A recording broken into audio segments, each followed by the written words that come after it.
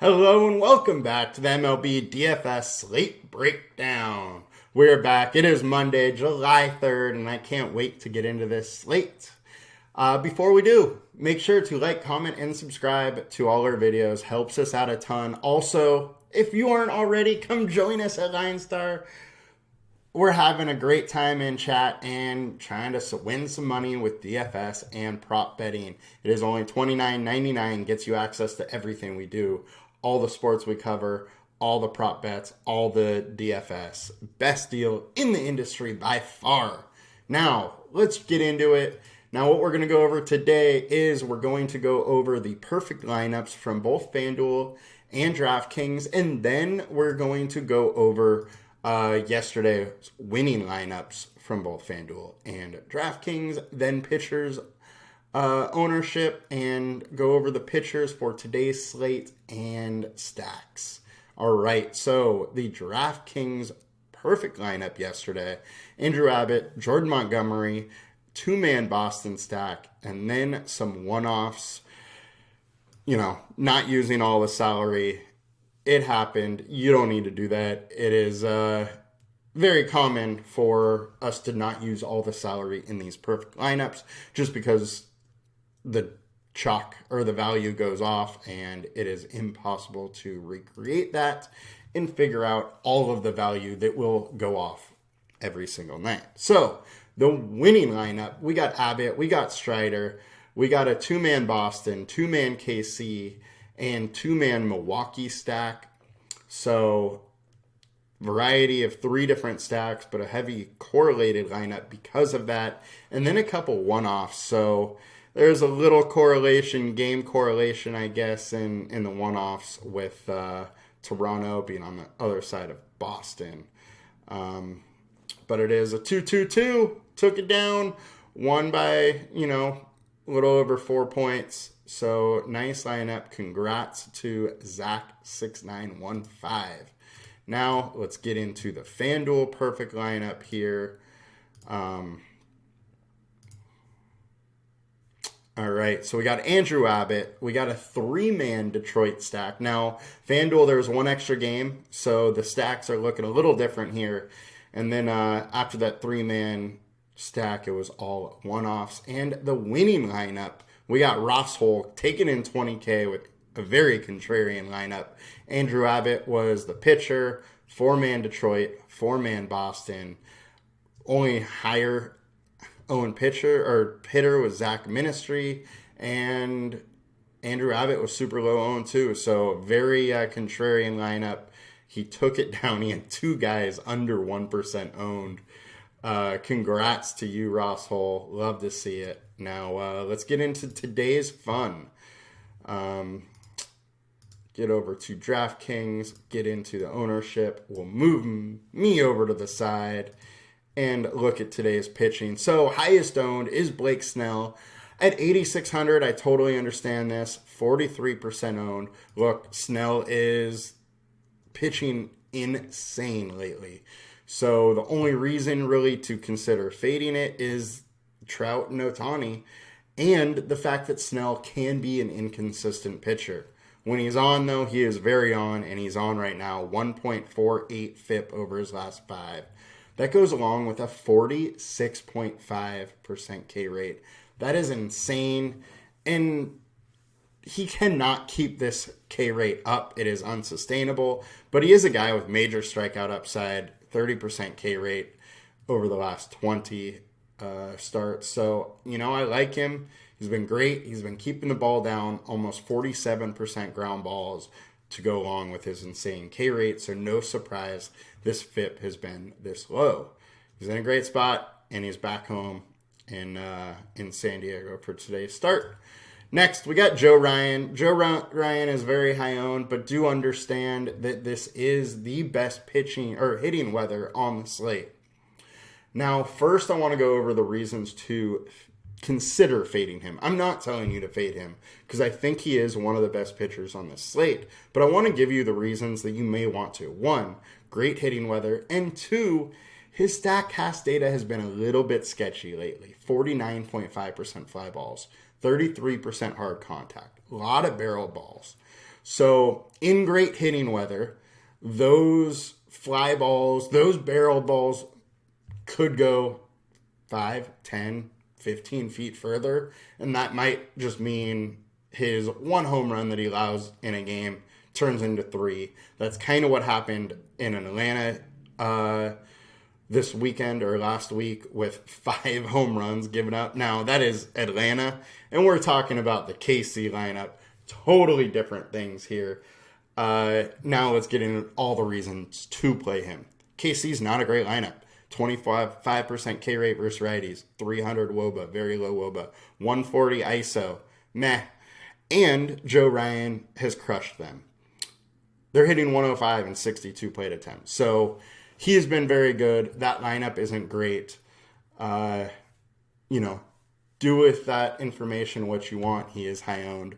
Understand both fading him or not today. Logan Webb, for me, this is my higher owned pitcher that I'm likely fading. He's been good. He's been solid, but for DFS or fantasy baseball, he just doesn't have that strikeout upside we want. Even though the Mariners strike out at 25% versus righties, he only has a K rate of 23.9. The combined K rate for him today is 21.3. I don't absolutely love the spot for him. I don't hate it. I honestly could see you taking either the offense or the pitcher in this situation. 16.9 point fantasy projection just probably isn't enough for his salary in my mind.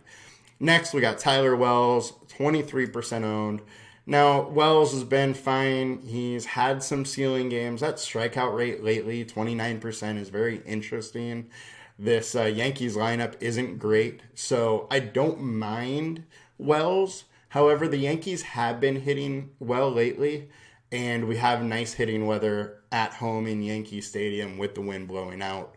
So this is another spot I could see you really stacking the Yankees or taking Tyler Wells. I wouldn't do both of those. But he is cheap enough, and he has shown some upside and has a 25% K rate. So he is a value piece that I would consider even at his ownership. Next, we got Brian Wu. Look, Brian Wu is still just too low priced. 6.6K for this guy is honestly disrespectful. 2.87 FIP, 33% K rate. That K rate we talked about last start is probably going to come down a little bit, but I still think he's in an excellent spot. Combined K rate of 27% for today versus the Giants. One thing I do have to say is the Giants are likely to put a lot of lefties in this lineup, and Brian Wu has struggled versus lefties, allowing over a 400 average, almost an 800 slugging to lefties. So I really don't mind using Wu, and I love the Giants lefty bats. Mitch Keller, he's been okay lately. He's versus the Dodgers. I get it if you want to go there. At 8,800, he's absolutely interesting at low ownership. It is versus that tough Dodger lineup, though. Herman, I guarantee you his ownership ends up being a little bit higher because he just had that perfect game. I wouldn't go chasing the perfect game, though. But if you want to, if you think he's, really figured out his stuff, do it. I'm not stopping you. And, all right, now let's get over to FanDuel here. And Joe Ryan coming in at the highest owned, 36%. Next, Logan Webb. And next, Blake Snell. So Blake Snell is way more expensive. Well, not way more. He's 1K more expensive than Ryan on this slate. And I don't mind paying that more for Snell just because he's been insane lately. He has a higher ceiling than anybody else on this slate. Joe Ryan's ceiling is very good as well. But those are the two pitchers I am likely to play. On FanDuel, I don't love the lower owned stuff. But, there's a couple guys you could probably sell me on. I don't mind Wu. However, I don't think Wu works deep enough into games for the FanDuel site just because I don't think he has a real shot at the quality start. He hasn't gone over 5.2 innings so far in any of his starts. So I don't expect it to go against a Giants team that can put a lot of lefties out there and that walks a lot. Bryce Elder, he's at least going to probably work deep into this game. So I don't mind it, don't love it, because, again, strikeout upside. So all of these guys are kind of that for their price. I just don't love it. So I'm likely to stick to Ryan or Snell. You can do Webb if you want. Just don't love it. At 28% owned, I think he's a little too high owned. All right, now let's get into some stacks here. So, the stack attack, our highest owned stack is the Minnesota Twins. Now, last week, I don't remember who exactly said it, but somebody in chat was like, look, you play the Twins when nobody's playing them, and you stay the heck away from him when everybody's playing him. Everybody's playing them today, and it's tough for me to follow. This team, this offense just isn't that consistent. Austin Cox has also been a decent pitcher, so I don't love going against him, even though he's only going to go likely, 3, 4, maybe 5 innings, but he's been decent. The Royals bullpen isn't great, though, so that is one reason that you could stack them. Now, I don't mind stacking the Twins. It is by far the best hitting environment today. Mid to low 90 temps, wind blowing out, pitcher that doesn't have a long track record, who's just okay in the minors. So I absolutely get you stacking them. Game theory wise, I'm likely staying away from them. Next, we got Pittsburgh. Really like Pittsburgh today. Michael Grove hasn't been good. Dodger bullpen isn't good, so you can definitely go there. The Braves, I think more people should be about the Braves. This team is just amazing right now, just hitting all over the place. The one thing with the Braves, they are so expensive, so may not be able to fit them if you're not taking some value pitchers on DraftKings with Snell at 8,600. You could go one other value guy and easily fit them. The ceiling is there, though. That team just continues to hit. Dodgers, you consider every day. Yankees, I think, are in a great spot. Really good hitting weather. Tyler Wells is an average pitcher, can absolutely get lit up. Baltimore is in another spot that I think is very interesting. I think they're going to go pretty low owned with Herman on the other side with what he just did. But look, Herman hasn't been that great. 5.71 FIP over the last 5, and that's with a perfect game in those. So don't mind going there. Jamie Barrea versus the Padres is interesting. 6.57 FIP over his last 5, and these Padres stacks aren't that expensive for the quality of hitters that are in there, so I think that's very interesting. So highest projected, Braves are all over it. Giants are coming in, as I said. I do like Giants hitters versus Brian Wu, especially the lefties. Now, Wu is a really good pitcher. He could very well shut down all the righties, let lefties do some work, and still have a very good night. But I think the lefties are interesting. Don't mind going to some Giants hitters like Baltimore, as I said. I think the Angels are very interesting. We've seen Blake Snell is an inconsistent pitcher at times. He can have his command get away from him. His command has been really good lately. Thus, he has been really good lately.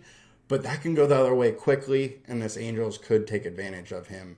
So it's a nice leverage stack. If you're playing a lot of lineups, I would absolutely consider having a couple Angels lineups in there versus Snell. Same thing with Mariners. Webb isn't as electric as Snell, but he can get got also, and that Mariners team can hit. So I like that one. And now let's go to value.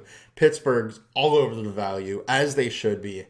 They are going to be higher owned. They're in a good hitting spot. Michael Grove isn't that good. So I would expect Pittsburgh to be a higher owned stack. But I gotta like them today. I think they're in a decent hitting environment. Dodger Stadium allows some home runs and mid-70s wind blowing out. Yankees are interesting. KC is another leverage stack that's interesting. As we said, it is some of the best hitting weather. And there are some holes in Joe Ryan's game right now as far as that StatCast data. So that will do it for us today. The highest ceiling, Braves, no surprise. But as you know, go over just real quick, they're super expensive with their highest owned, highest ceiling lineups. Think you will need to get, you know, some of their cheaper guys to fit them in. All right. Now, that will really do it for us today. I think today is a very interesting, should be very fun lineup. Don't mind. I like Pittsburgh. I like the Dodgers. I like the Braves.